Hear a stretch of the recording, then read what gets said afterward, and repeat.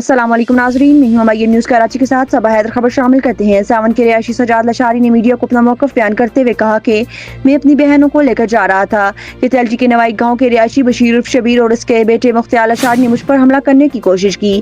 میں وہاں سے فرار ہونے میں کامیاب ہو گیا۔ سجاد لشاری کے والد میر محمد لشاری نے بتایا کہ مجاہد لشاری کی بہن نے اپنی مرضی سے میرے بیٹے کو سینگ دیا، جس کے بعد مجاہد لشاری کے بھائی بشیر عرف شبیر اور ایاز لشاری ناراض ہو گئے۔ بشیر عرف شبیر لشاری نے مجھے جان سے مارنے کی دھمکی دی اور کہا کہ میں تمہیں گولی مار دوں گا۔ میر محمد لشاری نے کہا کہ بشیر عرف شبیر اور ایاز لشاری چوروں کی نون لیگ میں ہیں، مجھے ان سے خطرہ ہے۔ میری اعلیٰ حکام سے اپیل ہے کہ مجھے غریب اور نادار لوگوں کو تحفظ فراہم کیا جائے۔ تلٹی کے رہائشی مجاہد علی لشاری نے اپنا موقف بیان کرتے ہوئے روتے ہوئے کہا کہ میں نے اور میری بہن نے اپنی مرضی سے میر محمد لشاری کو جان دے دی، لیکن میرے بھائیوں بشیر عرف شبیر اور ایاز لشاری نے سینگ توڑنے پر ہمارے ساتھ لڑائی شروع کر دی۔ اس کے بعد ہمارا فیصلہ چیف سردار شمن رہپوتی نے کیا۔ ان کا کہنا تھا کہ رشتے قائم ہوتے ہیں، ان کو توڑنا جرم ہے۔